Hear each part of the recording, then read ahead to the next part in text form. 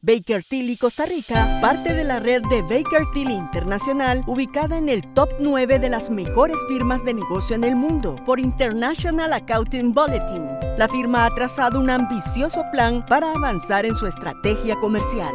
Baker Tilly Costa Rica se encuentra en una constante expansión de sus servicios y áreas de práctica. Por ejemplo, en auditoría, impuestos, consultoría financiera, BPS y legal. Con ello continuará brindando soluciones integrales y cada vez más personalizadas a sus clientes para ayudarlos a alcanzar sus objetivos de negocio.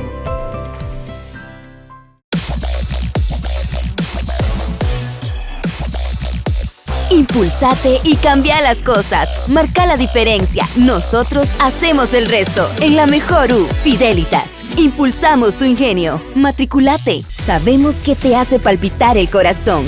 Es tu ADN innovador que te invita a ir más allá. Explota el tuyo estudiando Ingeniería Empresarial, Sistemas de Computación, Seguridad Informática, Desarrollo de Software y Ciencia de Datos. Con metodología STEM.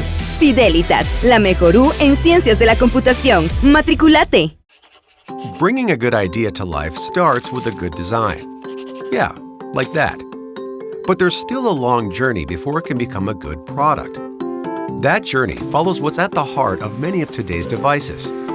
This little fellow here. Call him Chip. Silicon chip. Chip starts out on a big silicon wafer, which goes through a complex process that creates billions of transistors. Next comes wafer sort testing and trim, which separates the good from the bad and optimizes Chip, ensuring that he works great no matter where he goes. Then the singulation process. Chip and his buddies are split up, each one taking on its own purpose in life. Fully functional, Chip joins other components in the module he was designed to be part of.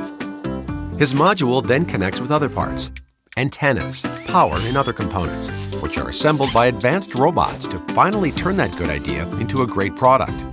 But only after making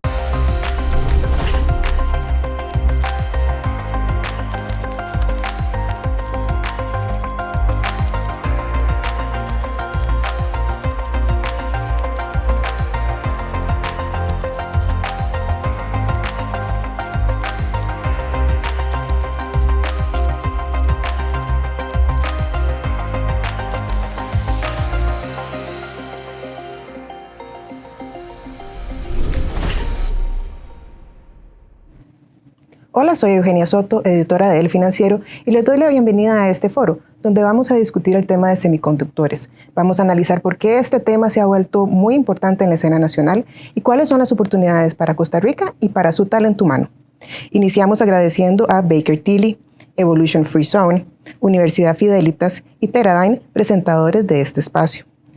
Además, le damos la bienvenida a nuestros invitados, el señor Manuel Tovar Rivera, ministro de Comercio Exterior, doña Laura López, gerente de Procomer, don Timothy Scott Hall, director de Asuntos Gubernamentales de Intel Costa Rica, doña Melania Solano, decana de la Facultad de Ingenierías de la Universidad Fidelitas, y don Carlos Wong Zúñiga, director general de Evolution Free Zone. Bienvenidos todos y muchas gracias por acompañarnos.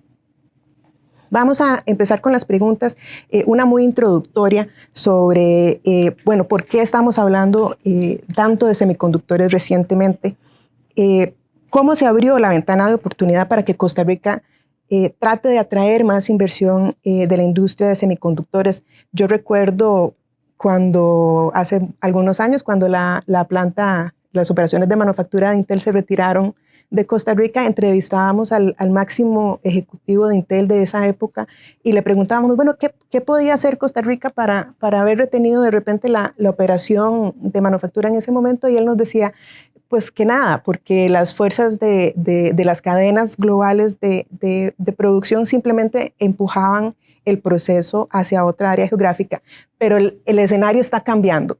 ¿Cómo está cambiando y por qué está cambiando, don Manuel?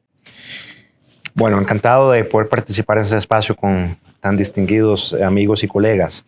Usted decía en sus apreciaciones iniciales que los vientos estaban cambiando cuando Intel en su momento decidió retirar, luego afortunadamente volvieron al país. Pues esos cambios ahora están soplando favorablemente para Costa Rica. las tensiones geopolíticas, las disrupciones de las cadenas de suministro a nivel global, la reconfiguración de estas cadenas exigen ahora diversificar, mitigar riesgos, porque hay una realidad. El 80% de la manufactura de semiconductores está concentrado excesivamente en una parte del mundo, en Asia. Entonces, lo que la industria, principalmente, pero también los policymakers, han revisado es la importancia de poder emprender acciones y políticas públicas precisamente para mitigar esos riesgos. Una pandemia, un conflicto bélico, tensiones geopolíticas, todo esto afecta e incide directamente en las cadenas de suministro. Por eso, ahora los vientos soplan favorablemente hacia Costa Rica, hacia nuestro país, precisamente por dos tendencias, lo que se denomina el nearshoring, que es poder relocalizar o localizar la manufactura o la producción en mercados o en territorios más próximos al destino final o a uno de los destinos principales, o lo que se denomina el friendshoring, que es poder establecer operaciones en destinos confiables. Y aquí es donde Costa Rica ya tiene una ventaja comparativa porque tenemos la experiencia. Precisamente usted hablaba de Intel. Hay otros participantes de ese ecosistema que queremos robustecer, pero tenemos un camino recorrido con ventajas muy importantes que sentimos que pueden contribuir a que estos vientos sigan soplando hacia acá.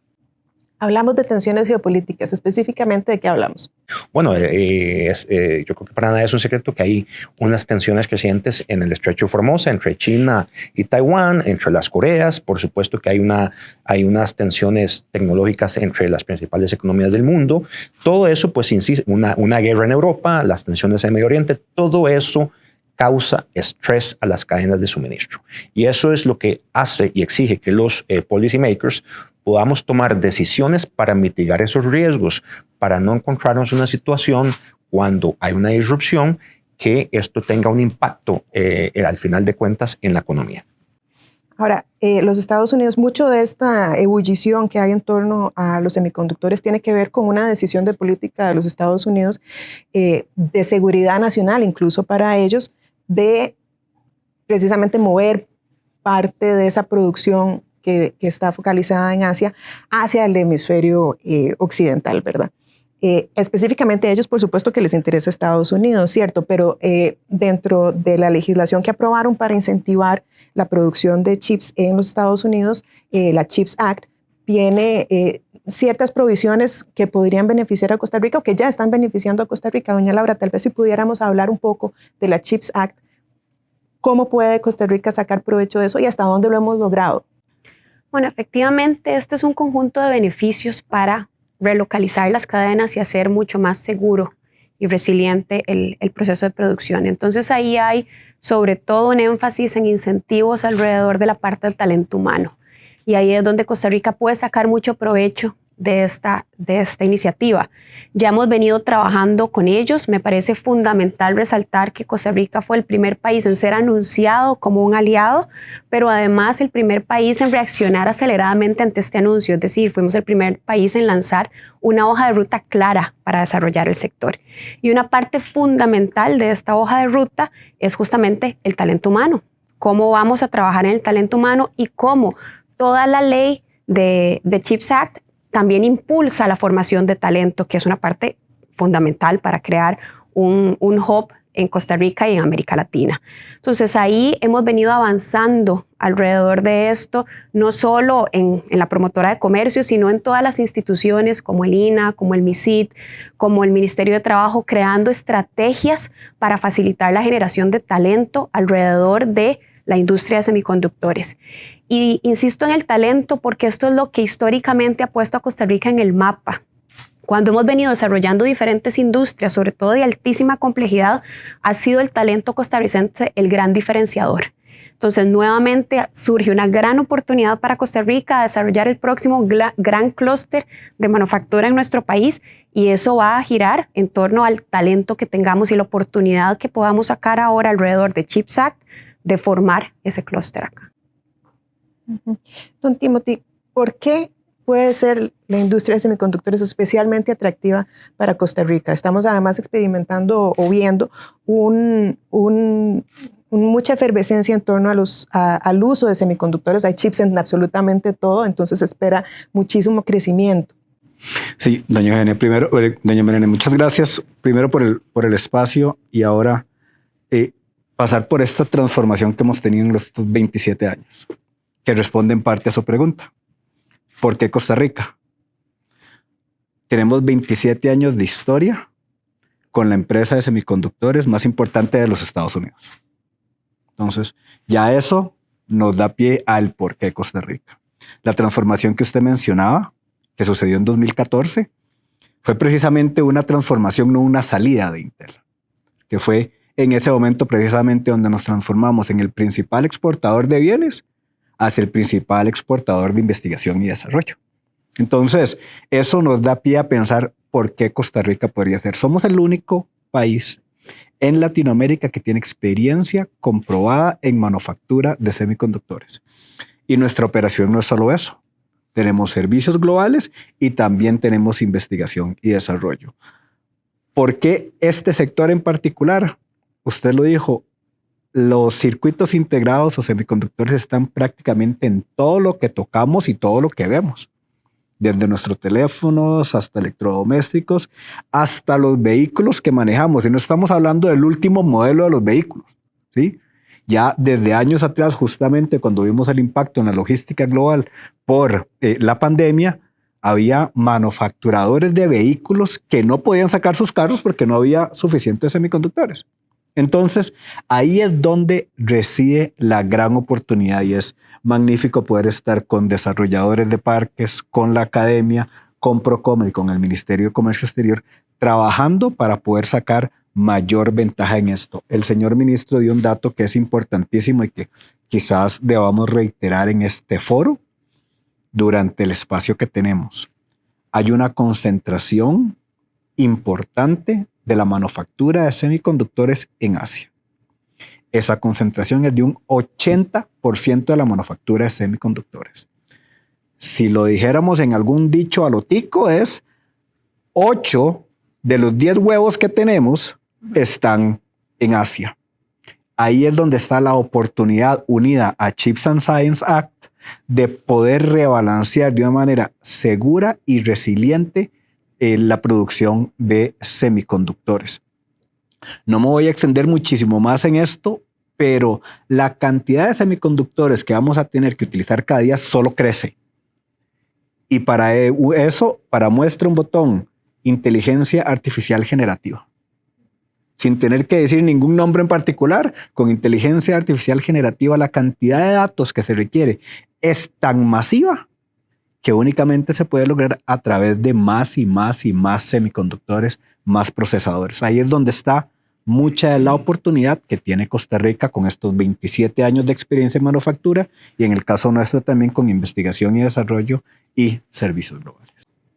Entonces estamos en un escenario en el que hay un interés de la primera economía del mundo de mover parte de esa producción. Estamos en un escenario donde hay una efervescencia en torno a la industria y ahora vamos a ver, don Carlos y doña Melania, quisiera hablar con ustedes un poco sobre, bueno, ¿qué tenemos en Costa Rica? Nos decía doña Laura sobre la importancia del talento humano y eso tiene mucho que ver con las funciones de doña Melania. ¿Cómo evalúa el talento humano? ¿Cómo estamos en oferta? ¿Son las carreras que estamos dando las adecuadas, las suficientes? Ok, bueno, yo creo que a lo largo de estos 27 años, ¿verdad?, de historia de Costa Rica en toda esta industria, pues hemos demostrado, ¿verdad?, la academia que tenemos profesionales altamente calificados, ¿verdad? Tenemos que entender también, ¿verdad?, cuáles son los procesos que se generan en Costa Rica. Hay carreras que son las que apuntan más a esta industria, la ingeniería electrónica, la ingeniería eléctrica, ¿verdad?, la ingeniería de materiales. Hay ya carreras que están muy, muy establecidas. Ahora, tenemos un reto muy importante, ¿verdad?, que es saber muy bien cuáles operaciones más se podrían abrir en Costa Rica y visualizar estratégicamente en qué tenemos que crecer y cómo tenemos que crecer. Una de las cosas que pasan en las ingenierías, por ejemplo, es que hay mucha demanda de bachilleres, ¿verdad?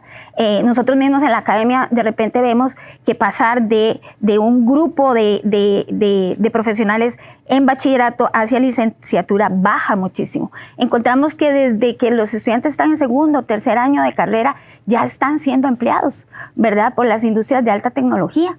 Entonces, básicamente visualizamos que la especialización muchas veces se va generando en su lugar de trabajo. Y ese es el gran reto que tenemos ahora las universidades, ¿verdad? Poder entender qué es todo este ecosistema que se está abriendo, que se puede abrir muchísimo más y hacia qué más podemos apuntar, ¿verdad? Yo creo que si venimos, digamos, en la misma línea que siempre ha venido Costa Rica, pues será generar más profesionales de los que ya hemos venido desarrollando, ¿verdad? Realmente no creo que haya una sola universidad que pueda cubrir tanta demanda, ¿verdad? Vamos a tener que unirnos, visualizar cómo generamos más capacidades, pero también tenemos que visualizar en qué otras áreas deberíamos crecer y la velocidad en la que deberíamos crecer, ¿verdad? Generar una nueva carrera, por ejemplo, es un proceso largo, ¿verdad? Tan solo diseñar una nueva carrera, ¿verdad? ¿Cómo generamos alianzas estratégicas con otras universidades en el mundo, ¿verdad? ¿Cómo traemos, ¿verdad? O repatriamos algunos profesionales muy calificados que están fuera del país? ¿Cómo nosotros nos unimos con otras industrias, con empresas como Intel para traer sus especialistas a la academia? Hay una serie de retos que tenemos también, ¿verdad? Para poder generar esa demanda, ¿verdad? Ahora, se habla mucho, digamos, de las profesiones que están directamente relacionadas con la manufactura, pero yo creo que hay otra serie de profesiones que también están muy relacionadas con todo el ecosistema, ¿verdad? De hecho, una cosa que me llama la atención y que pocas veces se pone en el tapete es una carrera como ingeniería en cadena de suministros, ¿verdad? Cuando sabemos que todo esto se ha generado justamente por todo el conflicto y toda la situación que hubo con la ruptura de la cadena de suministros. Entonces son carreras que son bastante atractivas, ¿verdad? Que es mucho el crecimiento que están teniendo y que también debemos ir visualizando hacia dónde más tenemos que apuntar las universidades, ¿verdad? O sea, no podemos dejar lo que hemos venido haciendo tan exitosamente durante tantos años, pero también tenemos que ir buscando nuevos espacios, otras profesiones, ¿verdad? Y la versatilidad en los programas para poder actuar rápidamente. Sí, la velocidad no es el fuerte, ¿verdad? ¿Verdad? Los procesos. Ahí es donde nosotros tenemos que visualizar qué productos académicos, ¿verdad? Porque de repente las universidades nos focalizan mucho en que tenemos que desarrollar carreras nuevas, pero hay otros productos académicos que podamos determinar, digamos, productos técnicos, especializaciones. De repente yo me pongo a pensar, bueno, ¿cómo flexibilizamos más las licenciaturas? Tal vez la licenciatura, generar un programa de licenciatura para bachilleratos que ya existen, es más rápido porque son programas más cortos, ¿verdad? Entonces, ¿cómo flexibilizamos? ¿Cómo hacemos que nuestras mismas profesiones puedan tener especializaciones, ¿verdad? Y cómo nosotros podemos actuar con velocidad. Si nos ponemos a visualizar que una universidad, o sea, mínimo se nos van a ir 2 años diseñando, mínimo, o sea, aprobando una carrera y pensemos cuánto tiempo va a pasar para que esa persona pueda desarrollarse en el ámbito profesional, estamos teniendo una capacidad de respuesta de 7 años. Tenemos esa posibilidad, ¿verdad? Tenemos que actuar más rápido. Nada más quería agregar a lo que nos acaba de decir doña Melania, y es la oportunidad es hoy. Uh-huh. Sí. Entonces, además de los esfuerzos que hace la academia local, deberíamos también pensar en otras alternativas. Claro. ¿Sí? Hay academia extranjera que justo como producto de CHIPS Act ya tiene un compromiso para desarrollar una serie de productos. Entonces, ¿cómo aceleramos eso? También existen otras oportunidades porque si yo hoy como Intel, si nuestra organización con 3.500 personas hoy decide que quisiera contratar a una persona profesional en semiconductores con 20 años de experiencia, el único lugar donde lo podemos conseguir es donde nosotros. ¿Qué tal si pudiésemos trabajar precisamente en política pública para atraer talento extranjero que tenga esas capacidades, que esté con nosotros algún tiempo, luego se devuelva, pero que deje aquí la capacidad? Porque de otra forma los tiempos no lo dan. Entonces hay que también empezar a buscar alternativas que nos ayuden a todos y todas a lograr ese objetivo de tener el talento necesario para tomar la oportunidad que es hoy. Claro. Don Carlos, ahorita quiero conversar con usted que está en la trinchera de muchos aspectos sobre la velocidad en la que suceden las cosas en este país. Pero, don Manuel, ya se han dado pasos, ¿cierto? Hay negociaciones con Purdue y con otra universidad estadounidense de acercarla a la academia costarricense y hay pasos bien claros especificados en la hoja de ruta que presentó el COMEX hace algunos meses, será ya. Entonces, tal vez si nos comenta un poco cómo marcha ese tipo de acercamientos a los que se está refiriendo don Timothy. Sí, y perdón, don Carlos, pero me pareció oportuno poder replicar a lo que doña Melania y don Timothy mencionaron. Es que el tema del talento humano, junto diría yo, el tema energético serán los dos factores más relevantes que atender si queremos potenciar la participación de Costa Rica en el ecosistema de semiconductores. Tema energético y tema talento. No solo aquí, son dos retos enormes que los tiene todo mundo. Los tiene Irlanda, los tiene Europa, los tiene los Estados Unidos mismos, de temas de talento. Es decir, no es que es un reto únicamente de Costa Rica, sino de toda la industria y de todos los participantes de la comunidad internacional. Mencionó don Timothy algo muy relevante y es que hay varios esfuerzos que ya estamos haciendo. Hace unos meses realizamos el primer simposio donde pudimos en talento humano para semiconductores, donde pudimos albergar una participación muy importante de centros académicos de naturaleza privada, pública, internacionales y algunas agencias del Estado, como por ejemplo el MEP y el INA, que también en la parte de educación vocacional y técnica van a cumplir y ya están cumpliendo un papel importante. Por supuesto que lo que queremos es que haya un ecosistema robusto académico que pueda ayudar y contribuir a la generación de ese talento que va a requerir no solamente la industria de semiconductores, pero también eso va a alimentar dispositivos médicos, va a alimentar, por supuesto, otra industria como la aeroespacial, que estamos también queriendo fortalecer. Así que con eso, pues matamos varios pájaros, varias necesidades de un solo tiro. Alianzas con centros académicos internacionales como con Arizona State University y Purdue, que son dos de las escuelas con mayor reputación en materia de semiconductores, pues son esfuerzos que también ya hemos iniciado en este gobierno para que ellos sean también parte de la solución y contribuyan. Queremos que los centros académicos de naturaleza privada se suman y están haciendo esfuerzos muy importantes. Los públicos, todos hay que sumar. Tenemos también una alianza estratégica con la industria. Nosotros lo que queremos es, bajo la Estrategia Nacional de Empleabilidad, diseñar planes de estudio que respondan a las necesidades de la industria. Nosotros vamos y les decimos, señora o señor tal, dígame qué es lo que necesita para nosotros poder adecuar el diseño de esos currículums, no solamente de educación universitaria, sino vocacional y técnica, para responder a esas necesidades. Y otro factor importante que don Timothy claramente ha expuesto es la posibilidad de adoptar política pública que facilite la atracción de talento especializado. Ojo, no es que vienen de afuera a quitarle el trabajo a los ticos, es que vienen a complementar lo que quizás no tenemos o donde tenemos alguna debilidad y que vengan acá no solamente a contribuir dando sus servicios corporativos a una compañía X, sino que también sirvan para desparramar conocimiento, un compromiso de que va a dejar una huella de conocimiento aquí en el país o en esa compañía. Entonces, eso pasa por flexibilizar la regulación de migración, por ejemplo, y otras tantas más. Entonces, son acciones que ya estamos tomando y lo que queremos es enfocarlo desde diferentes ángulos, porque hay que sumar y hay que sumar todos y por diferentes vías. Es la respuesta.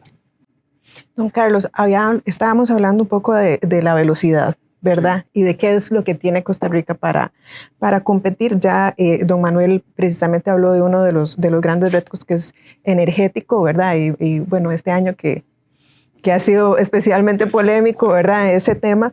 Yo me imagino que también hay un asunto de consumo de agua en este tipo de industrias.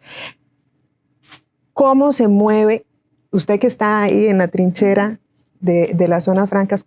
¿Cuán rápido nos movemos? ¿Nos estamos moviendo lo suficientemente rápido? Bueno, yo le quería precisamente agregar un poquito más de pimienta al tema de la velocidad.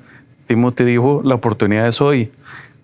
Las estimaciones de prácticamente todos los expertos de esa industria dicen que durante los próximos 10 años el crecimiento de esta industria de semiconductores va a andar en un 15% anual de crecimiento compuesto. Entonces, si a la oportunidad de hoy le agregamos este crecimiento de la industria, tenemos precisamente un gran reto como país. Un gran reto en lo que se ha señalado ahora de formación de talento, porque el talento es base para lo que hacemos, pero tenemos un reto muy importante en materia precisamente de energía, donde la energía es un elemento fundamental para todo esto. Pero yo le uniría a eso también el desarrollo de las plataformas de telecomunicaciones, como el 5G, porque necesitamos empezar a introducir y tener a Costa Rica precisamente en la vanguardia de los sistemas de electricidad y telecomunicaciones. Y eso nos lleva a que como país entonces tengamos que plantearnos un reto que también trasciende del hecho de dónde estamos formando a nuestras personas. Nosotros tenemos un desarrollo que está fuera de la gama. Y entonces uno de los retos es, bueno, ¿y cómo vamos a hacer como país para impulsar precisamente esa formación del talento en los lugares fuera de gama? Nosotros, en nuestro desarrollo, que estamos en la zona de Occidente, hay 650,000 personas viviendo en Occidente.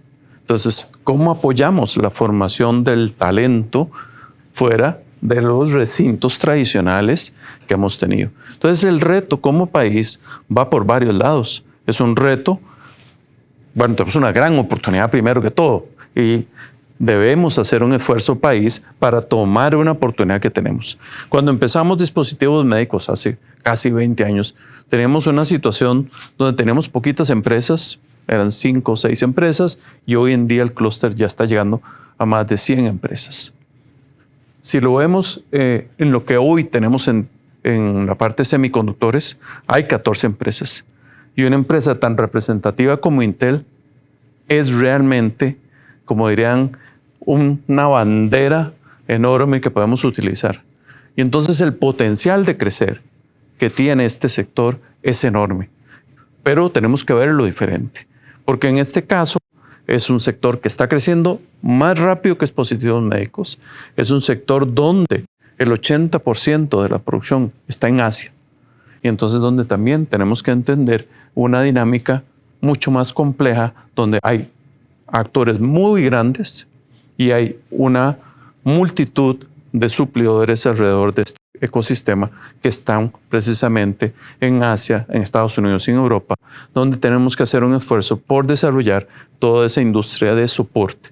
Y como hemos visto y hablado en diferentes áreas, hacia dónde estamos apostando en Costa Rica. Timothy dijo 3 áreas muy importantes. Dijo diseño, ¿verdad? Dijo servicios y dijo la parte de prueba, el testing. Pero bueno, tenemos áreas también muy importantes de desarrollo de componentes en Costa Rica que deberíamos seguir impulsando y tenemos áreas muy importantes que nos permiten precisamente ir creando piezas dentro de esa cadena de valor de los semiconductores y en los cuales precisamente Costa Rica tiene una base con el sistema de zonas francas, pero sobre la cual tenemos que agregarle una mayor profundización al tema del talento, al tema de la migración y mejorar nuestra infraestructura de energía y telecomunicaciones. Muchas gracias, don Carlos. Doña Laura, usted precisamente le dieron muchas misiones. Una de ellas es pues, sacar la inversión extranjera directa de la gran área metropolitana. Y para eso, como claramente lo dijo don Carlos, necesitamos gente capacitada fuera de la gran área metropolitana. ¿Qué estamos haciendo? Estamos haciendo muchas cosas, pero me gustaría antes de nombrarla volver a algo que me parece fundamental y es el centro en el fondo de la conversación. La oportunidad está, pero nunca Costa Rica ha tenido un reto tan grande de velocidad y de articulación. Yo creo que eso es lo fundamental para todos los temas. Es decir, esto no pueden ser iniciativas aisladas de ninguna manera, ni las de talento, ni las energéticas, ni las de infraestructura, ni la coordinación público-pública, ni la coordinación público-privada.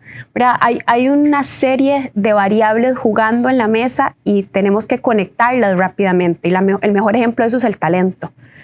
¿Qué estamos haciendo en talento para fuera de gama? Bueno, estamos incentivando a través de varias iniciativas. Una muy relevante es un fondo que tenemos ahora desde Comex, Procomer, incluso Azofra nos acompaña en el fondo, que es para facilitar financiamiento para entrenamiento de las personas que ya están laborando en empresas de zona franca o que quieren convertirse también en colaboradores de las empresas de zona franca. Y esto es el ejemplo perfecto de esta colaboración y esta articulación que mencionaba. ¿Por qué? Porque es un fondo donde si bien la parte pública, es decir, Comex y Procomer, aportamos el 50% de la formación, el aporte restante del 50% viene de la empresa. Y esto es importante no solo por el recurso en sí mismo, sino porque la empresa además propone la formación que necesita el colaborador. Esto quiere decir que hay una guía clara de la demanda necesaria y no es el Estado o el gobierno tratando, ¿verdad?, de proponer sin tener en cuenta lo que la demanda de las empresas tienen ya sobre la mesa y lo que están visualizando para el futuro.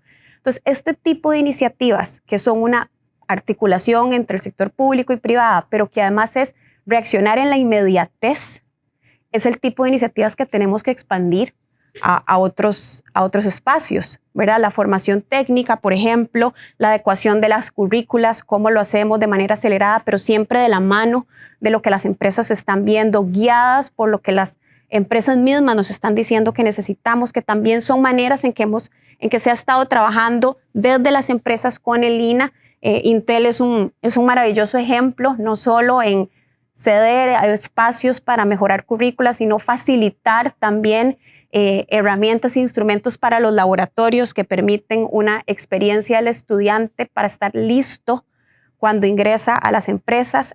Son las maneras creativas de hacer esto, ¿verdad? Ahora hablábamos, por ejemplo, de la necesidad de atraer personal mucho más calificado, con mucha más experiencia a nivel internacional.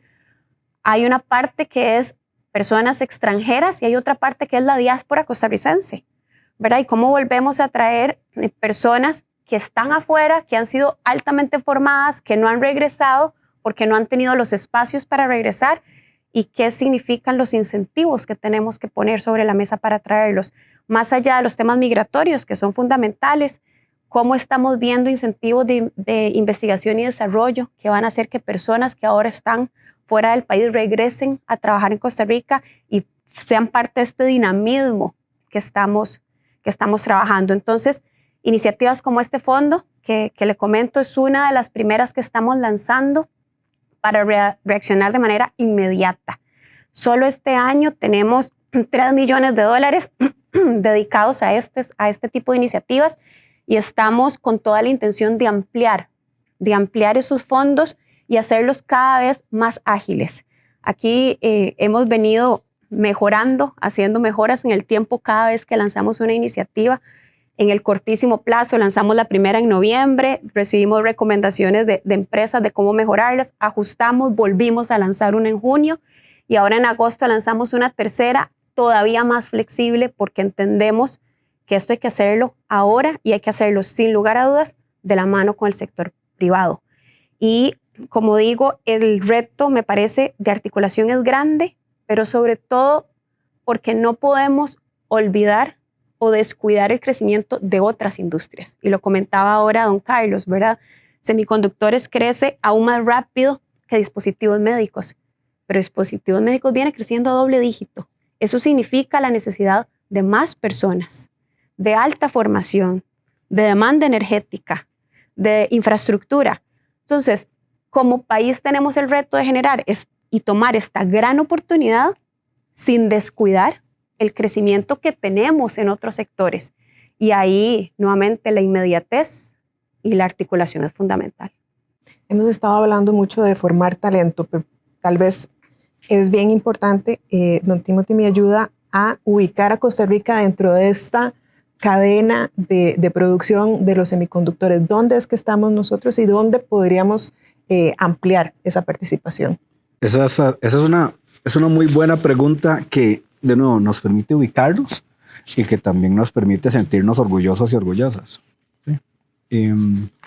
Intel tiene plantas de manufactura en diferentes partes del mundo. Y lo que hacemos es que las dividimos en dos grandes subgrupos.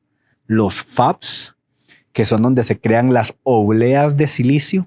Esto es el primer producto creado dentro de nuestra cadena de suministro. La materia prima es la arena, ¿sí? La mayoría de estas fábricas están en Estados Unidos y algunas están en Europa. De ese producto, esas obleas, es como una galleta, ¿verdad? Una galleta muy compleja. Uh-huh.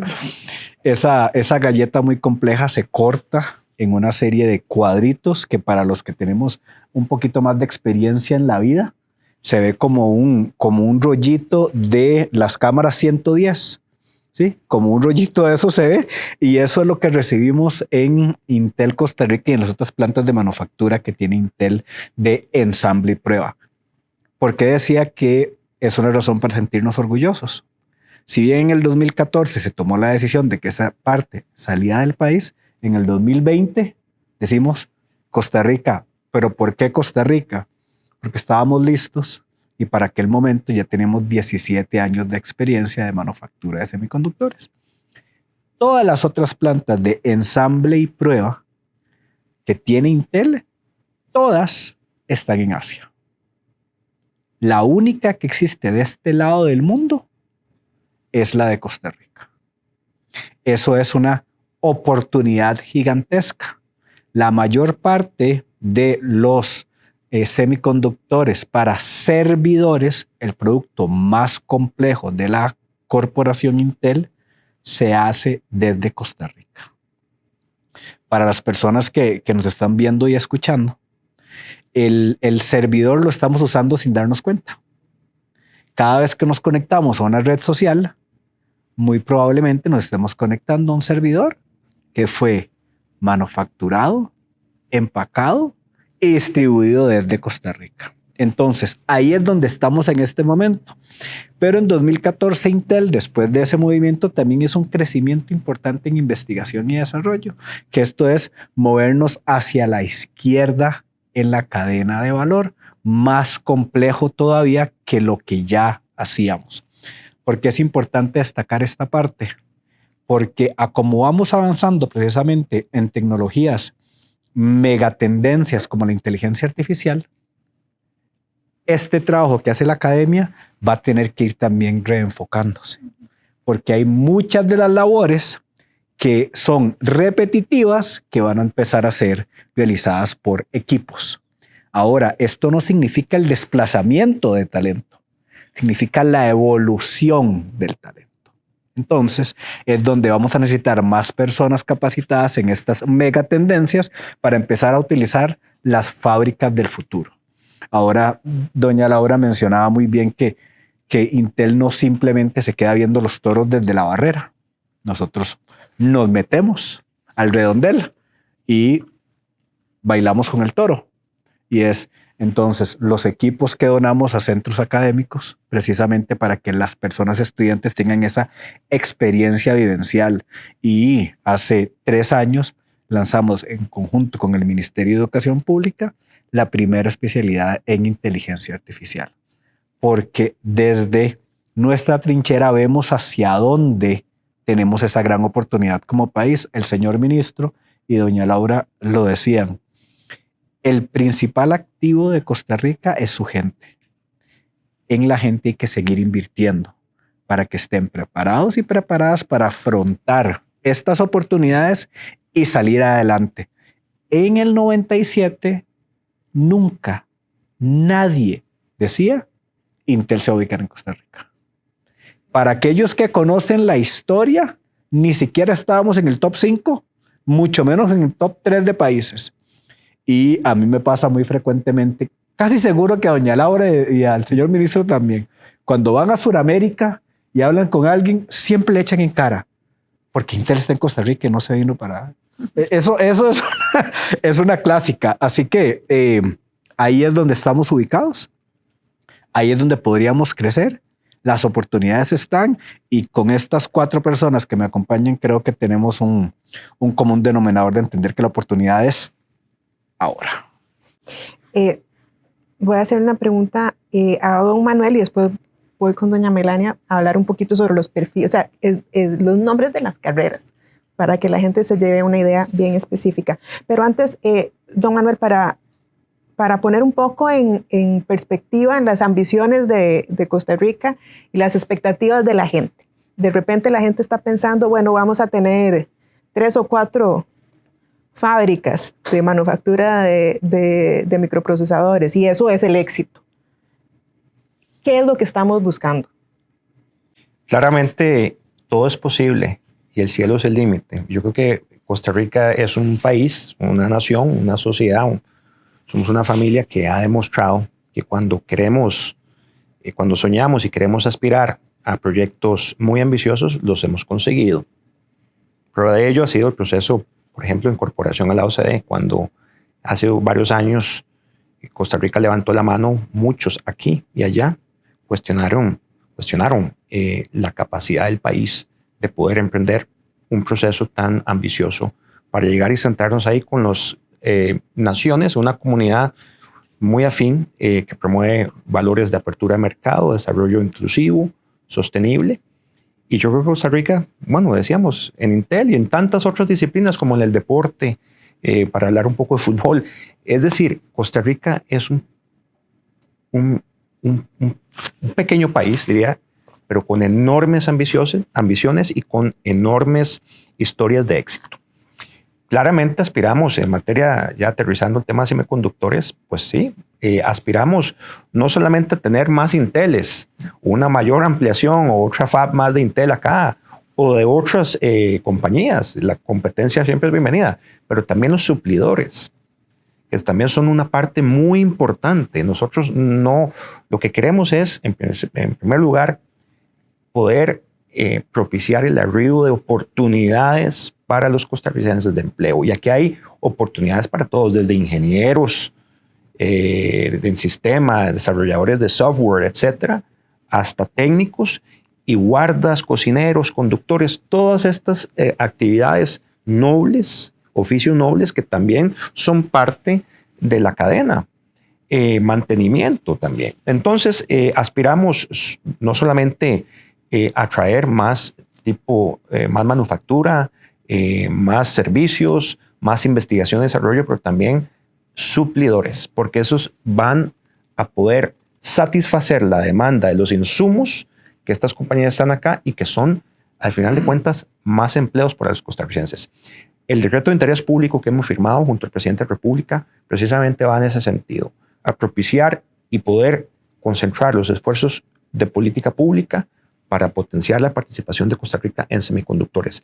Ese decreto, por más que sea un papelito de una hoja, me da un empoderamiento en el sentido positivo de poder sentarme con las demás agencias del Estado, pero también con otros actores como el sector privado, los desarrolladores, la academia, para trabajar juntos. Porque esto, olvidémonos, esto no es una responsabilidad única ni lo va a resolver únicamente el Estado. Esto lo resolvemos todos los que estamos sentados y más en estas sillas. Así que bueno, por ahí es el camino. Queremos más, un poquito de todo. Y bueno, en esos esfuerzos, la promotora de comercio exterior, que es la agencia oficial de atracción de inversiones, pues está haciendo esfuerzos importantes. Estamos participando en ferias muy importantes a nivel internacional. Vamos a estar en Semicon West, ahora en Silicon Valley.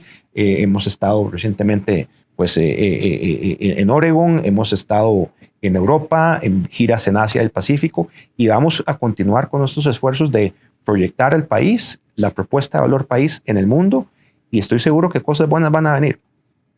Claro, es importante explicar que no necesariamente es traer otro Intel, ¿verdad? Sino de repente esos suplidores pueden ayudarnos a crear pues, un clúster como el que se ha generado alrededor de implementos médicos y que con semiconductores como que nos quedamos un poquito quedaditos cuando vino Intel. Adelante, don Timoteo. Sí, nada más para agregar a lo que atinadamente ha dicho el señor ministro, la experiencia que también tuvo muy recientemente la promotora de comercio exterior, y volviendo a mi comparación con que nos metemos al redondel, ¿sí? Estamos trabajando de la mano porque entendemos la importancia que esto tiene. Si vemos también una tendencia que usted mencionó respecto a los deseos de la economía de los Estados Unidos por volver a traer parte de esa manufactura hacia los Estados Unidos con la política industrial más importante de los últimos años, que es el Chips and Science Act, y para que tengamos una idea de lo que estamos hablando, $52 mil millones de incentivos. Ese es el paquete de Chips and Science Act para volver a traer toda esa capacidad de manufactura hacia los Estados Unidos. Ahora, toquemos el tema de suplidores y la importancia que eso tiene. Han habido inversiones multibillonarias en Estados Unidos precisamente como resultado del Chips and Science Act.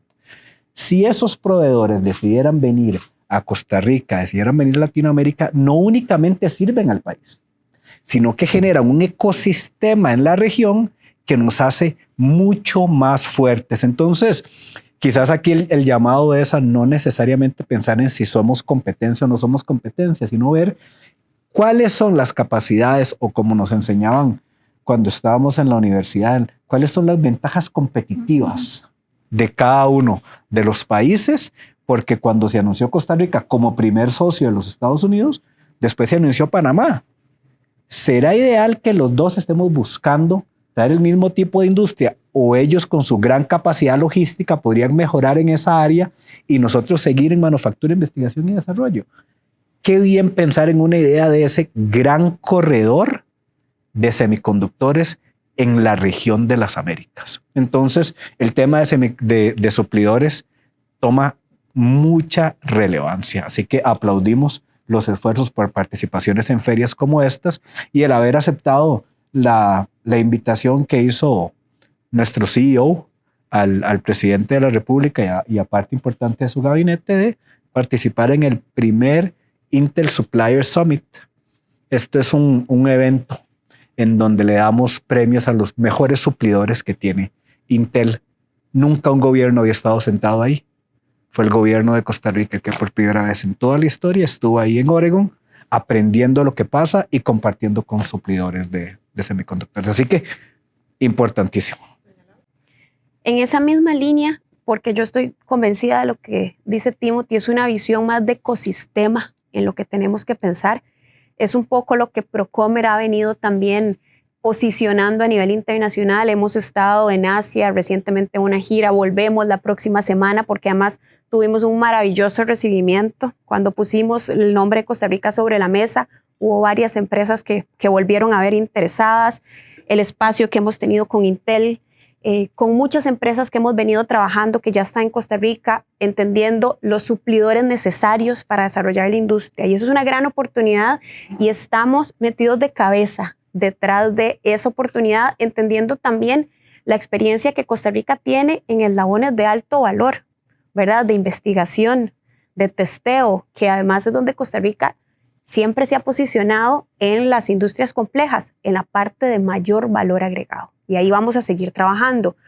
Pero también me parece importante la oportunidad que existe para desarrollar empresas nacionales, ¿verdad? Con otros clústeres ha sucedido. Ha habido un efecto derrame, por llamarlo de alguna manera, que ha venido generando la industria nacional, mejorando estándares para suplir cada vez más las empresas multinacionales. No es coincidencia ahora que el 50% de las compras que hace una empresa multinacional las hace a proveedores nacionales. Eso mismo tiene que suceder con semiconductores. Es decir, tenemos que enganchar a la industria nacional con esta gran oportunidad de atraer empresas y de atraer suplidoras internacionales. Y en eso también hay que trabajar. Hay una oportunidad de generar un hub, estoy convencida de que así es, que hay que hacerlo con apoyo de empresas multinacionales, tanto las que son del core business como las suplidoras de estas empresas en bienes y en servicios. Los servicios no pueden quedar excluidos de esta ecuación, pero también hay que hacerlo fomentando que la industria nacional se enganche poco a poco a este gran clúster. Y creo que en esa visión nuevamente de ecosistema es que estamos todos los aquí presentes trabajando. Tal vez ahí la experiencia de Asia ha sido una experiencia muy rica. O sea, ese 80% de la producción que tiene Asia en semiconductores se logró precisamente sobre la base de un ecosistema multinacional. Asia no es un solo país, Asia tiene partes muy importantes en ciertos países, en Taiwán, Corea del Sur, Japón, Singapur, tienen elementos significativos, pero hay una presencia muy importante de manufactura de suplidores alrededor de toda la zona. Malasia, Vietnam, Tailandia, tienen centros de producción también relacionados e integrados. Por eso es que para toda la región, lo que mencionaba Timothy, es sumamente importante precisamente verlo en ese concepto, que es un concepto donde se están trayendo a Estados Unidos o se están relocalizando por base del CHIPS Act piezas muy importantes de producción, pero falta el desarrollo de todos los componentes que le dan valor precisamente al semiconductor. Y ahí es donde Costa Rica y los países de la región tenemos una oportunidad. Lo que sucede es que si los retos que tenemos en Costa Rica son significativos, los retos para otros países lo son más. Volviendo un poco también hacia la parte de la historia, cuando arranca Intel en Costa Rica, su base fundamental estaba precisamente en un país con reglas, con seguridad jurídica, con una serie de elementos de competitividad que nos hizo precisamente que Intel se quedara en Costa Rica y no en México. En aquel momento competíamos con México. Hoy en día seguimos en esa misma competencia con estos países. De ahí la importancia precisamente de que el gobierno sacara una estrategia, y eso me parece que da un paso en la dirección correcta de cómo vamos como país. Y en el desarrollo de talento tenemos que precisamente crear una complementación de esa estrategia para que podamos entonces venir a decirle a cualquier empresa, Costa Rica no solo quiere insertarse en los CHIPS Act con esta estrategia que se ha planteado, sino que aquí está todo nuestro programa de desarrollo de talento, donde ese desarrollo de talento va en las diferentes capas, va en las capas no solo universitarias, sino también va en las capas de los técnicos y donde el rol precisamente del INA se vuelve un rol muy importante de transformación y donde tenemos que bajar incluso a la educación del mismo Ministerio de Educación Pública. Es decir, los colegios técnicos, hay que meterlos también en esto, porque Costa Rica tiene que ir transformando su educación técnica. Perfecto. Vamos a hacer una breve pausa con información de nuestros patrocinadores. Volvemos con doña Melania y el reskilling y upskilling que nos interesa mucho hablar. Baker Tilly Costa Rica, parte de la red de Baker Tilly Internacional, ubicada en el top 9 de las mejores firmas de negocio en el mundo por International Accounting Bulletin. La firma ha trazado un ambicioso plan para avanzar en su estrategia comercial. Baker Tilly Costa Rica se encuentra en una constante expansión de sus servicios y áreas de práctica. Por ejemplo, en auditoría, impuestos, consultoría financiera, BPS y legal. Con ello continuará brindando soluciones integrales y cada vez más personalizadas a sus clientes para ayudarlos a alcanzar sus objetivos de negocio.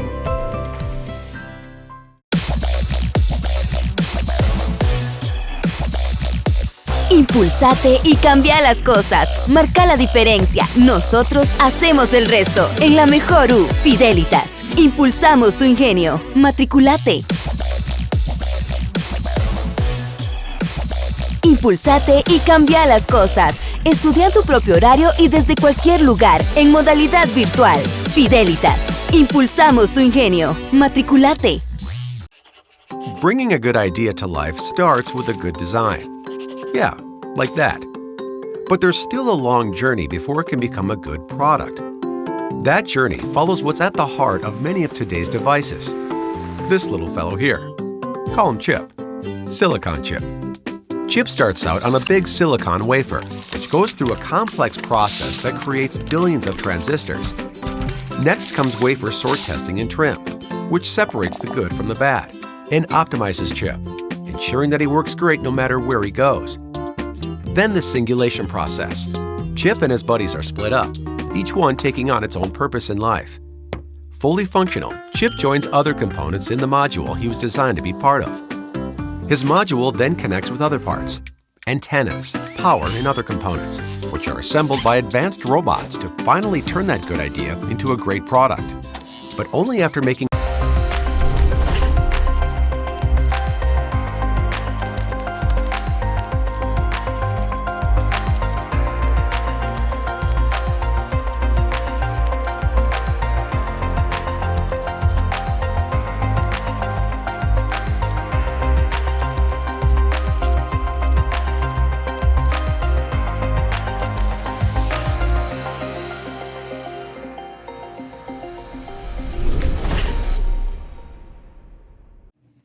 Doña Melania, hemos hablado mucho de talento humano, la necesidad de formar más talento humano, la necesidad de formar talento humano en una amplia gama de actividades y áreas de conocimiento. Hablemos un poquito de, bueno, ¿cuáles son los nombres? ¿Verdad? Si yo estoy por entrar a la universidad o estoy pensando qué quiero estudiar, ¿cuáles son las áreas a las que yo me debería enfocar si es que vocacionalmente este es mi fuerte? Claro. Bueno, en primer lugar, obviamente que toda la gama de ingenierías que tenemos, ¿verdad? Desde la ingeniería eléctrica, la electromecánica, mecatrónica, electrónica. Hay ingenierías también que en el sector están muy posicionadas, como la ingeniería industrial, la ingeniería en producción también, todo lo que tiene que ver con el tema de manufactura. Ingenierías nuevas que van surgiendo, como la ingeniería en telecomunicaciones que hablábamos hace un rato, ¿verdad? Obviamente que esa es como digamos, un fuerte bastante importante. También no podemos olvidarnos de todo lo que es la educación técnica, ¿verdad? Ahorita justamente, y lo vemos tanto en las universidades públicas como privadas, como hemos tenido que también salir con una serie de productos académicos que van hacia la formación técnica, ¿verdad? Porque tenemos la formación técnica en la secundaria, pero también tenemos una formación técnica profesional. Y hablando un poquito justamente de los reskilling, ¿verdad? Y los upskilling, por ejemplo, nosotros hemos visualizado, en la industria médica está pasando mucho esto, de la tecnología médica, que muchos profesionales están yéndose a buscar algún tipo de redefinición o de complementación de sus estudios con productos técnicos. Eso ha hecho que inclusive nosotros en la misma academia muchas veces hemos visualizado que, digamos, los académicos más calificados generalmente los tenemos en grados, posgrados, ¿verdad? Doctorados, pero hemos tenido también que nutrir a los productos técnicos con gente muy calificada para impartir las lecciones. ¿Por qué? Porque entonces tenemos una gama de profesionales que están en la industria que requieren afinar o de alguna manera readecuar su conocimiento con algunos conceptos mucho más técnicos y especializados, ¿verdad? Entonces hay un movimiento bastante importante en ese sentido, ¿verdad? Ir visualizando también cómo tiene que ir profesionalizándose el país, ¿verdad? Justamente con Intel ahorita acabamos de sacar un proyecto muy interesante en el cual también nosotros como universidades tenemos que visualizar cuál va a ser ese potencial de atracción, ¿verdad? Que vamos a tener en nuestras universidades, o sea, tanta gente que necesitamos, ¿verdad? Y una de las cosas que visualizamos es, por ejemplo, cómo podemos atraer más mujeres a este tipo de carreras, ¿verdad? A este tipo de profesiones y a este tipo de industria, ¿verdad? Sabemos que el 30% de las mujeres somos las que decidimos enfocarnos en una carrera STEM, ¿verdad? Todavía el 70% de estas profesiones están abarcadas por los hombres. Entonces, ¿cómo nos vamos desde las niñas, ¿verdad? A las escuelas, a los colegios, a explicarles, por ejemplo, qué es un semiconductor, ¿verdad? ¿Cómo yo puedo ir visualizando las áreas en las cuales yo podría ir trabajando e ir acercando más mujeres a todo este proyecto? Y otra cosa también que es sumamente importante visualizar en este camino es, digamos, todas esas especializaciones que se tienen que ir abriendo. Pero aquí lo más importante es lo que hemos venido hablando hace un rato, ¿verdad? ¿Dónde está la estrategia? ¿Cuáles son esos perfiles requeridos? Es como decir, ¿qué es lo que yo necesito? ¿Verdad? ¿Cuáles son esos perfiles requeridos? ¿Verdad? Y cómo yo puedo ir visualizando qué es lo que necesitan y nosotros qué es lo que vamos a diseñar, ¿verdad? Cómo podemos también reconfigurar mucha de nuestra mano de obra profesional, ¿verdad? Reubicar, por ejemplo, no sé, de repente puede ser que con toda esta parte de la inteligencia artificial, los procesos contables, financieros vayan trascendiendo, pero cómo toda esta gente la podemos reconvertir, digamos, hacia la ciencia de datos, la computación, el desarrollo de software, que también son muchas carreras nuevas o más bien que van creciendo, ¿verdad? Entonces, es toda una estrategia bastante compleja, ¿verdad? En donde nosotros tenemos que ir monitoreando cómo se van comportando todas esas profesiones y cómo las vamos reubicando, ¿verdad? Como te digo, o sea, una de las sorpresas más grandes que hemos tenido es que, por ejemplo, algunos programas técnicos nuestros los hemos tenido que profesionalizar mucho. Es gente profesional la que llega, ¿verdad? Un aspecto importante en eso que está mencionándose también es cómo hacemos para un mayor acercamiento físico, en el sentido de que la experiencia que hemos visto precisamente en la formación de maestrías y en la formación de programas superiores cerca de donde están trabajando las personas. Hoy en día, digamos, en el caso de nosotros, en Zona Franca Coyol, por ejemplo, tenemos un programa de maestría en dispositivos médicos que se da directamente en la Zona Franca. ¿Por qué se da ahí? Porque antes las personas tenían que desplazarse 1 hora para ir al centro de estudios y ahora ellos la tienen acá. O sea, hoy con los problemas que tenemos de logística es necesario un mayor acercamiento. El otro grado de acercamiento muy importante es a través de las pasantías y a través precisamente que los estudiantes de las universidades puedan integrarse. Entonces, ¿cómo facilitamos a que esos intercambios entre los estudiantes y las empresas se faciliten? Nos permite ese acercamiento, porque el reto importante no es solo saber cuáles son las carreras, sino también cómo hacemos para que las carreras estén permanentemente introducidas en las tecnologías. Lo que ha tenido que estar haciendo muchísimo Intel, llevar la academia para que la gente vea lo que se realiza. Eso lo hemos tenido que estar haciendo y eso es una de las tareas importantes de cómo hacemos para que tanto a nivel técnico como a nivel universitario se puedan dar precisamente esas prácticas, esas pasantías, esas formas de acercamiento, porque este tipo de carreras son carreras que requieren laboratorios, no son carreras que se realizan todas dentro de un concepto 100% académico de una clase, sino que requiere muchísimo más el desarrollo de laboratorios. Y entonces, ¿cómo impulsamos precisamente ese acercamiento de las universidades a las últimas tecnologías? Me parece que son uno de los grandes retos.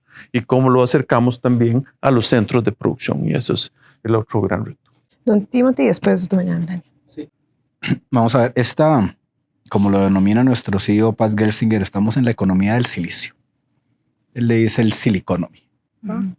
Y para eso, los que estamos participando por parte del sector privado, tenemos 2 opciones. Una es, nos cruzamos de brazos y decimos, esperemos que la institucionalidad pública haga su trabajo, o empezamos a trabajar como parte de la solución. Y eso fue precisamente lo que hicimos con entidades académicas públicas y privadas, hablando de reskilling. ¿Sí?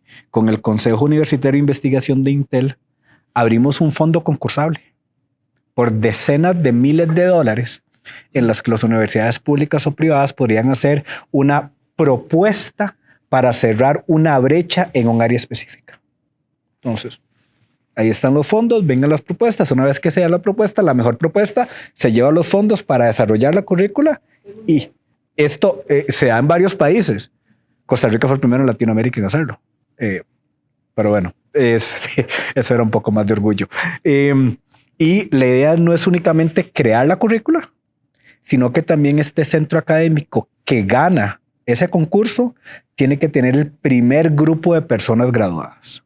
Entonces, crea la currícula, genera el primer grupo de personas graduadas y además la currícula tiene que estar disponible para que cualquier otro centro académico pueda acceder a ella y si quiere replicarla, lo puede replicar. Esta es la forma en la cual nosotros participamos de manera activa en generar las soluciones que queremos ver. Entonces acá quizás la invitación es para que si hay otros participantes del sector privado que consideran que una idea como esta podría ser de utilidad, en lugar de simplemente estar señalando a los que en teoría deberían estar haciendo la tarea, es hagamos la tarea todos y todas si en realidad creemos que la economía del silicio es una apuesta prudente, adecuada y ganadora para Costa Rica. Yo creo que también ahí, aportando ese acercamiento que tenemos que tener la industria y la academia, en donde definitivamente la academia y nosotros, por ejemplo, hemos tenido que ir a buscar a las empresas, ¿verdad? Proponerle proyectos a Intel, a otras organizaciones de cómo podemos nosotros incorporarnos y trabajar juntos. Creo que también la industria es importante que se abra. Por ejemplo, una de las cosas que nosotros tenemos como reto en las academias justamente es cómo generar, por ejemplo, un laboratorio especializado. O sea, son proyectos muy caros que tampoco nosotros podemos encarecer la educación, ¿verdad? Eso encarecería la educación. Entonces, ¿cómo nosotros podemos, digamos, desarrollar estrategias de educación dual? Hemos hablado, digamos, en los procesos ya más especializados en la manufactura de semiconductores, que son procesos que tienen demasiada seguridad, rigurosidad, ¿verdad?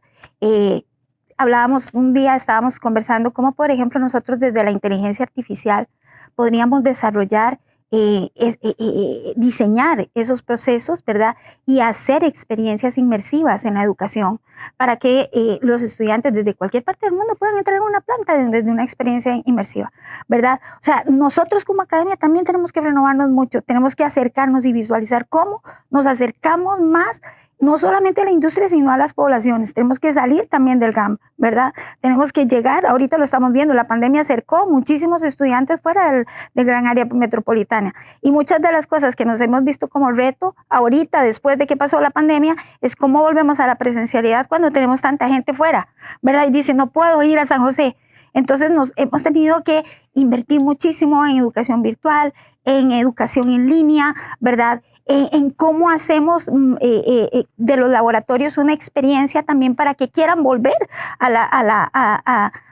la universidad. En eso estamos, por ejemplo, nosotros invirtiendo muchísimo en lo que son laboratorios. Y hay otra cosa muy importante, hablando de todo este ecosistema, ¿verdad? Que es cómo generamos también esas competencias de innovación y emprendimiento, ¿verdad? Para poder también que no sean solamente las grandes industrias las que crecen, sino el país, cómo generar nuevas fuentes de empleo, cómo ven cualquier costarricense dentro de este ecosistema una posibilidad de crecimiento, ¿verdad? Eso es algo que nosotros también venimos trabajando muchísimo con los estudiantes, estamos desarrollando, acabamos de inaugurar también un laboratorio de innovación que básicamente es un taller abierto, ¿verdad? Y nosotros le estamos diciendo a las empresas, rétennos a nosotros como academia, reten a nuestros estudiantes para nosotros mismos ver qué soluciones damos, ¿verdad? El hecho de que, por ejemplo, estábamos visualizando con Intel, dentro de todo el programa que tenemos, hablábamos de tener, es un programa para mujeres, un día haciendo minis, ¿verdad? Entonces decíamos, bueno, ¿cómo traemos a chicas de colegio para que estén un día en la universidad, experimenten dentro de nuestros laboratorios qué es estudiar una ingeniería y después poder ir a la planta? Pero no podemos entrar a ver los procesos, ¿verdad? Entonces decíamos, bueno, ¿y cómo hacemos una experiencia inmersiva? ¿Cómo ellas pueden ver desde un metaverso, ¿verdad? O alguna app ahí con unos MetaQuest o algo así, puedan vivir y sentir que están dentro de una planta, porque eso es muy, muy importante. Entonces también nosotros como universidad tenemos que buscar los medios, ¿verdad? La educación dual no es una educación que también sea tan sencilla en el sentido de que también hay muchas restricciones dentro de las plantas, ¿verdad? Para poder estar ahí. Las pasantías son una excelente forma de involucrarnos nosotros. Nosotros hemos tenido casos muy exitosos de estudiantes, ¿verdad? En diferentes áreas que se han ido y que las mismas organizaciones generan tipos de hackatones, retos, ¿verdad? Y competimos entre universidades y nosotros siempre hemos salido súper bien con nuestros equipos de estudiantes que incluso se quedan ahí trabajando, ¿verdad? Entonces, esas son formas de nosotros también visualizar qué podemos nosotros estar desarrollando, qué más necesitan de nosotros. Pero definitivamente tenemos que romper la barrera de que se enseña aquí y se trabaja acá, ¿verdad? Tenemos que cruzarnos en el camino, ¿verdad? Tenemos que entrar unos en nosotros, definitivamente. Estamos hablando del ejemplo de Occidente. En Occidente hemos venido haciendo una serie de cosas bastante interesantes y particularmente estábamos hablando de cómo ciertas instituciones y los programas tanto de educación dual como de Lina han venido creando un proceso de adaptación en el cual tenemos una base para poder ir haciendo este cambio. La educación dual ya está en empresas en Coyol, tenemos 3 empresas, bueno, en Intel también hay programas de educación dual, tenemos también programas con el Lina en el cual se está haciendo un laboratorio que es para dispositivos médicos, pero ya con el Lina estamos hablando de desarrollar 2 laboratorios también para el desarrollo de técnicos en metalmecánica, técnicos en materiales y otro programa de técnicos en inyección de plástico. Estos procesos son base también que complementan los procesos del supply chain de los semiconductores. Pero entonces a lo que quería señalar es que es necesario también ir regionalizando estas estrategias de formación del talento y no solo del talento hacia arriba, como los programas de maestría que hablábamos antes, no solo el talento a nivel universitario, como lo que está haciendo la Universidad Fidelita, sino también ese talento técnico en el cual tenemos que ir acompañando el desarrollo. Y en una serie de estrategias, no solo nacionales, sino también regionales, para ir llevando y permear precisamente este desarrollo de la industria de semiconductores en esa brecha regional que tenemos en Costa Rica. Tenemos que regionalizar, pero también tenemos que hacer un esfuerzo especial por estimular e incluir una mayor participación de mujeres en este tipo de carreras. Doña Melania, ¿qué están haciendo ustedes? Y también, doña Laura, de repente si hay alguna iniciativa gubernamental para lograr esto. Y no solo pues porque sea muy inclusivo, sino también porque las necesitamos, ¿cierto? En cuestión de números puros y duros, la fuerza laboral necesita a las mujeres y la fuerza laboral tecnológica específicamente también. Totalmente, o sea, el país, la mitad del planeta, en el planeta la mitad de las personas somos mujeres, ¿verdad? Esa es la composición natural del planeta y de nuestro país. Y ante un crecimiento en la demanda profesional, obviamente, de ahí qué mejor que incorporar a más mujeres también en este proceso. Además de todo lo que eso puede significar para el país, ¿verdad? Sabemos mucho que los factores de pobreza tienen que ver con las condiciones de las mujeres en la sociedad, ¿verdad? Entonces, ¿qué estamos haciendo? Bueno, nosotros empezando que desde la universidad tenemos un programa muy fuerte, donde venimos trabajando muy de cerca con las muchachas que están estudiando ingeniería, incorporando a más mujeres docentes. Una de las cosas cuando yo llegué a la universidad decía, ¿cómo queremos más mujeres ingenieras cuando tenemos a los hombres hablando de ingeniería? Tenemos que ser las mujeres las que estemos ahí, ¿verdad? Liderando estos procesos.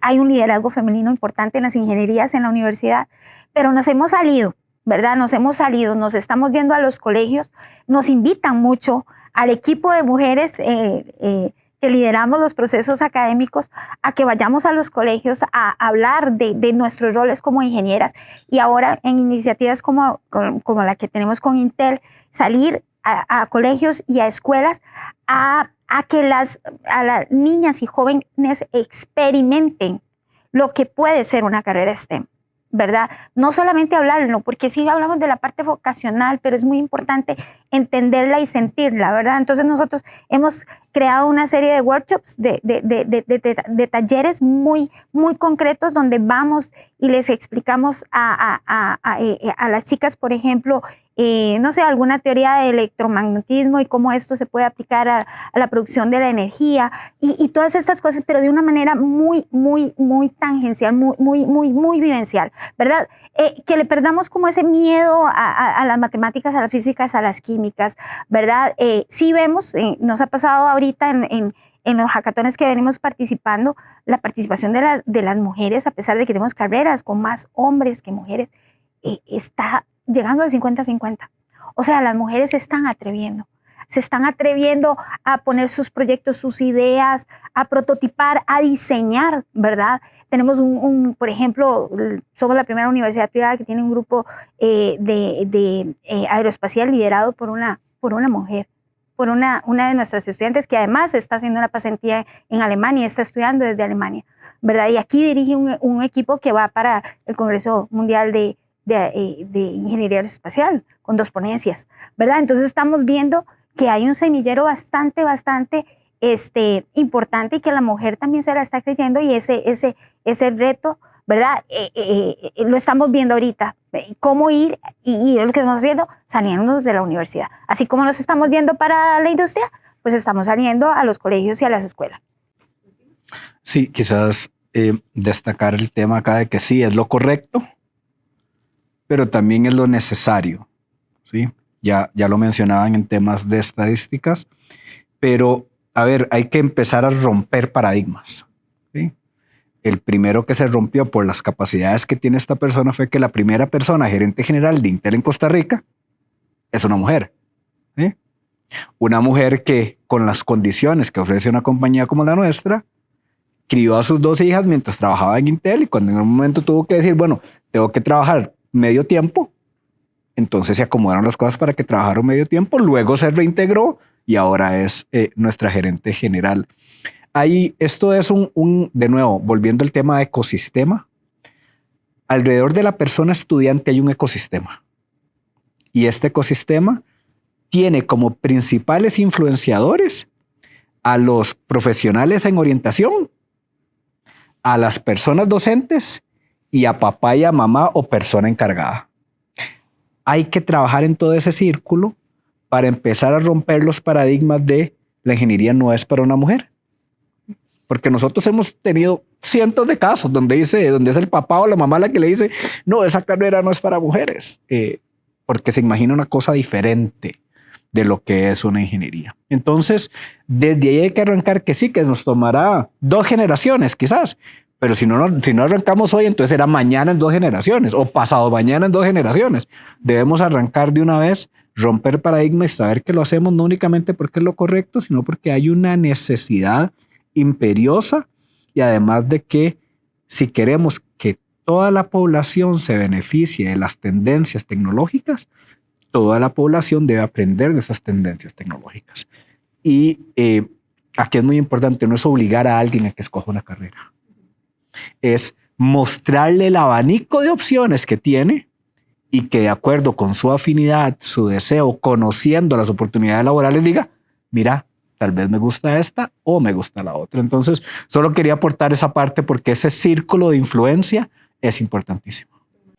Bueno, yo quisiera también, si me permite, poder presumir igualmente, como lo ha hecho don Timothy, del rol de la mujer en Intel. Pues también tenemos a doña Laura López, la primera gerente general de la historia de Procomer, y la dirección de inversión, que está precisamente en manos de mujeres. Pero más allá de esto, yo sí quisiera coincidir con lo que se ha dicho aquí, en el sentido de que tenemos que entender y atender que tenemos retos importantes de exclusión de poblaciones vulnerables en este país todavía. Se han hecho esfuerzos importantes y hemos alcanzado conquistas importantes, pero queda tarea pendiente. Procomer está haciendo cosas interesantes que doña Laura puede complementar, pero también desde el punto de vista de comercio exterior, nosotros sentimos que podemos igualmente propiciar espacios para una mayor inserción de la mujer, un mayor empoderamiento económico de la mujer en el comercio exterior y en la inversión extranjera directa. Precisamente a Costa Rica le va a honrar el poder ejercer la presidencia el año que viene de un grupo de acción inclusivo en donde estamos sentados en la misma mesa con economías abiertas, exitosas, pero que también tienen un compromiso muy importante con la inclusión social, no solamente la mujer, poblaciones afrodescendientes, indígenas, etcétera, como Canadá, como Nueva Zelanda, como Chile, en donde intercambiamos experiencias y buscamos entender cuáles son los mejores recetas y respuestas que han aplicado unos y otros para poder subir al tren del comercio exterior y la inversión extranjera directa a la mujer, desde su esfera de productora, comercializadora, importadora, consumidora, desde todas las facetas. Entonces son esfuerzos muy importantes que se complementan también con otros caminos que también se discuten o que se atienden en la OCDE precisamente en este tema. La mujer, y bueno, provengo de una mujer, estoy casado con una mujer, tengo una niña mujer y yo entiendo el rol que ellas pueden tener. Esto además y la capacidad que tienen las mujeres para llegar a tener una economía pues más sana, más inclusiva, más exitosa. Es importante atender algo que no hemos comentado aquí, el desafío de la red de cuidado. Y la red de cuidado precisamente es algo que tenemos que entrarle mediante una asociación colaborativa. Aquí don Timothy ha sido bastante ejemplar en sus manifestaciones de que esto no hay que sentarse a esperar a que el Estado resuelva todo. Claramente tenemos un mandato, un imperativo de entrarle a solucionar los problemas de la gente. Pero todos sabemos que la institucionalidad en este país y en el resto de los países también, no solamente en Costa Rica, la institucionalidad pública se mueve muy lento. Y si queremos aprovechar el momento que es hoy, hay que subirnos en el tren, en el vagón ahora y no quedarnos en la plataforma esperando al otro, porque si no, los que van el primero ya llegan antes que nosotros. Entonces, el tema de red de cuidado, yo sí siento que es un tema que desde la institucionalidad pública, en asociación con la misma industria, también con los parques empresariales, ver cómo podemos entre todos sumar esfuerzos y dotar de una solución que va a facilitar que más mujeres se puedan subir a esta enorme oportunidad que tenemos frente a nuestros ojos.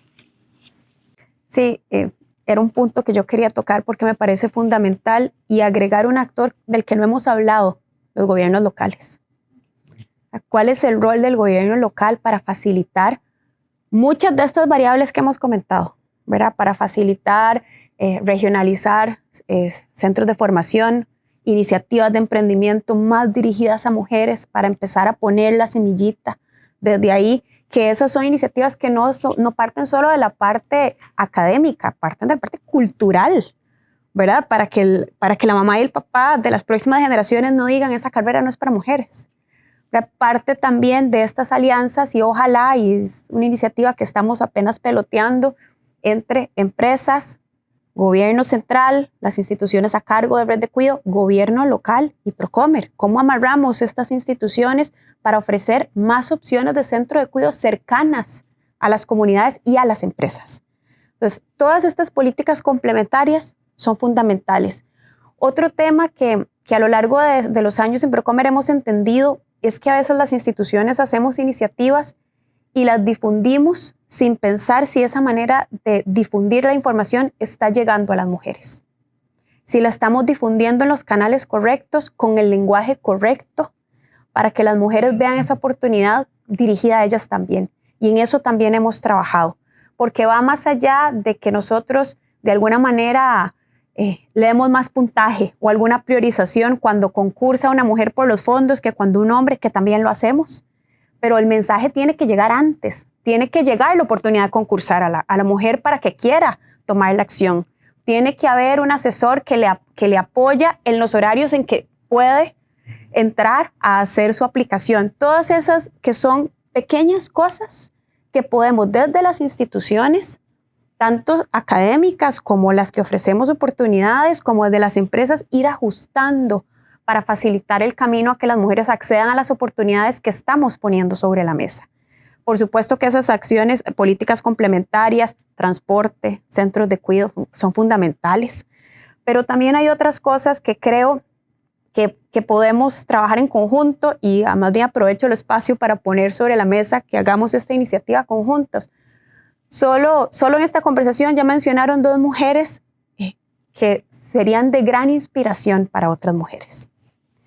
Y tener casos de éxito es fundamental, porque a veces se nos olvida que en el día a día los hombres tienen mucho más modelos a seguir. Hombres en posiciones de liderazgo, hombres en posiciones académicas muy relevantes, que es fácil entonces de sentirse para un hombre identificado de que puede llegar ahí. Hay mucho menos mujeres en esos espacios. Y cuando las hay, no necesariamente las visibilizamos. Solo visibilizar que hay mujeres en esos espacios abre la curiosidad de otras mujeres de que yo también podría llegar ahí. Entonces, creo que ahí también hay un trabajo conjunto que podemos hacer para dar más difusión a estos casos de éxito y ponerlas como modelos. Y por último, un tema que desde Procomer también hemos venido trabajando es, nosotros hacemos cada 2 años un estudio para ver cómo se compone el sector empresarial y cuántas mujeres están liderando empresas desde diferentes posiciones. Y al mismo tiempo levantamos las buenas prácticas que tienen las diferentes empresas en políticas para equidad de género.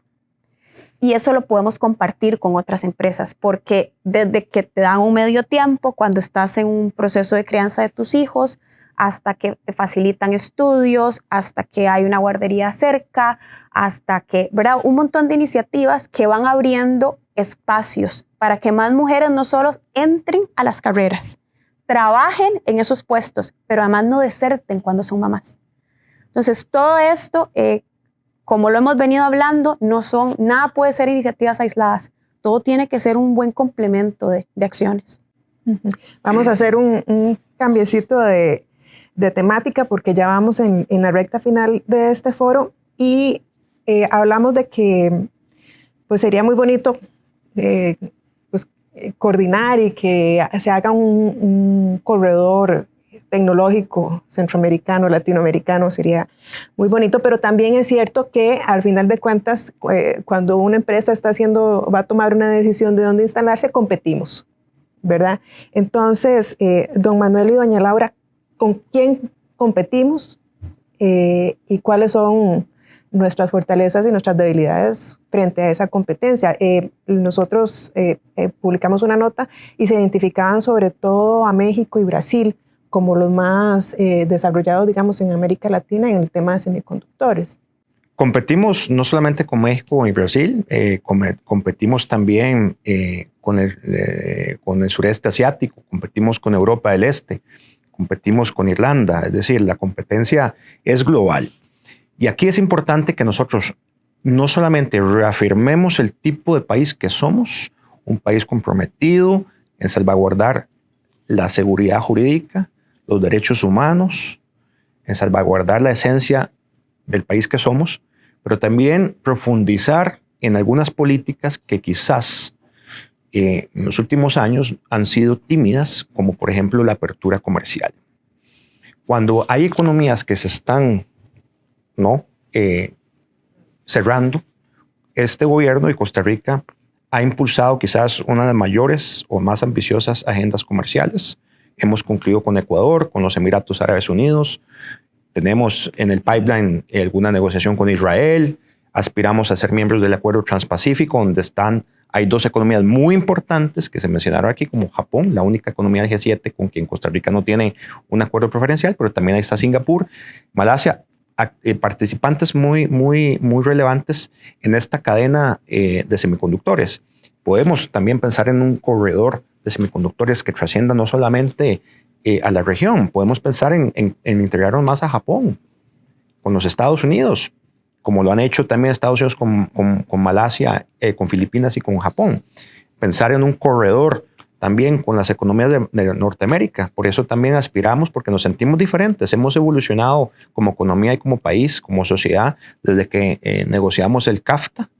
Ahora, vean lo que hemos transitado. 40% de nuestras exportaciones son dispositivos médicos, una participación cada vez más creciente en semiconductores. Los servicios ahorita equipararán las exportaciones, la participación en las exportaciones al mismo nivel de bienes, cuestión de tiempo para que lo superen. Somos una economía OCDE. Entonces, todo esto, la política comercial va de la mano con la política de inversión. La política comercial estimula el arribo de inversión y esas inversiones que vienen acá, esas compañías realizan procesos productivos para exportar luego al mundo lo que elaboran desde acá utilizando el talento humano costarricense. Y otro tema más muy importante, hay que avanzar y hay que entender de que la economía de hoy no es la misma economía del año 1943 cuando se promulgó el Código de Trabajo. Estamos hablando de más de 80 años y los tiempos han cambiado. Y la tendencia global es de buscar mecanismos que flexibilicen el marco laboral, respetando, por supuesto, las convenciones internacionales de la OIT, respetando el acervo y la normativa y la regulación local. Pero por eso es importante, sentimos que avanzar en el proyecto de jornadas excepcionales nos puede dar también mayores dientes para cuando esta señora vaya ya a cazar a esos inversionistas, diga, bueno, tenemos un marco laboral adecuado y adaptado a las tendencias globales, a la economía de hoy. Así que la parte regulatoria va a seguir cumpliendo un papel muy importante. Ya hemos hablado bastante talento, que quizás es el factor más relevante, pero esta parte, políticas de mejoras regulatorias, son fundamentales para mantenernos competitivos. Usted hace mucho énfasis, don Manuel,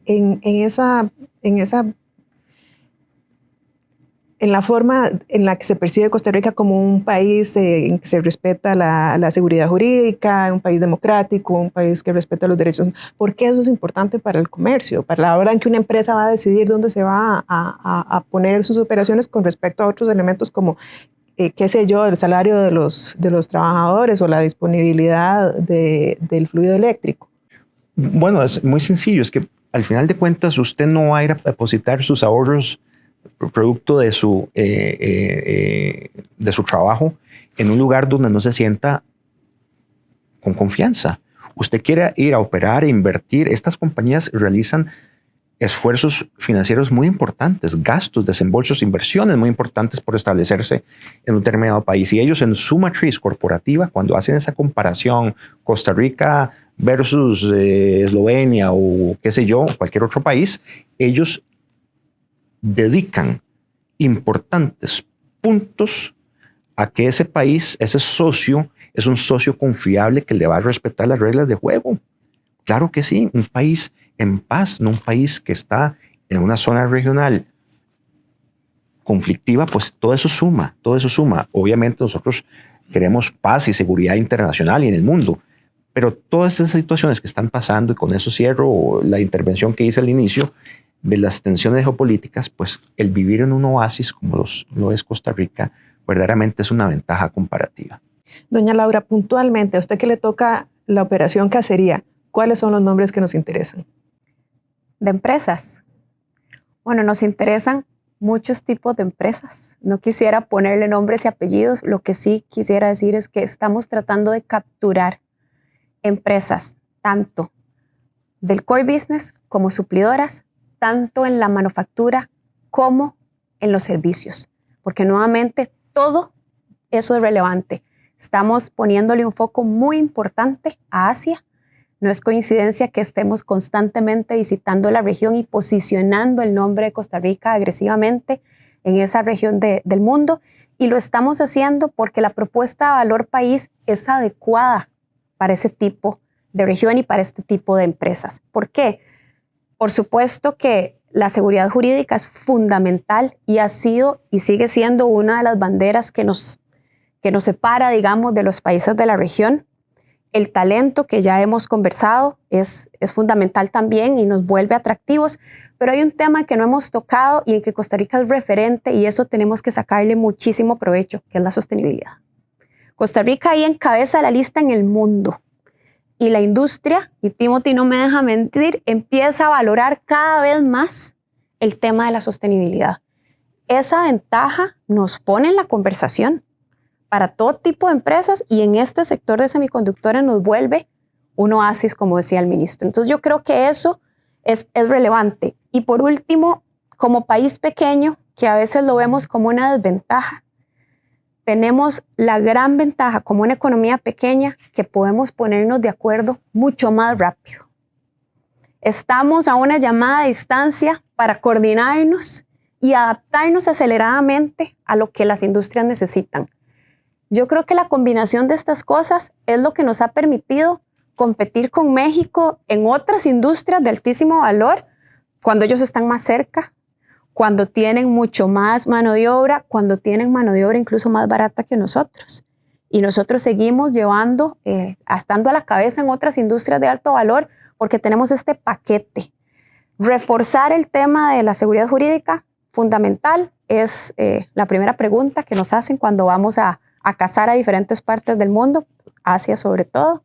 Seguridad jurídica, incentivos, talento, sostenibilidad, lo tenemos todo.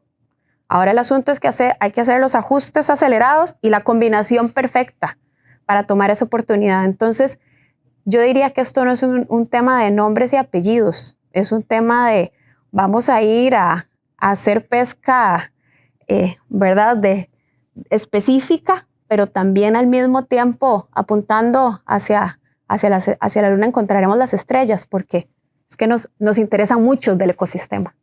Claro, perfecto. Les agradezco muchísimo a todos. Llegamos al final de este conversatorio agradeciendo nuevamente a Baker Tilly, Evolution Free Zone, Universidad Fidelitas y Teradyne, presentadores de este foro. Y por supuesto, a toda nuestra audiencia y a nuestros invitados, los esperamos en el próximo evento de El Financiero.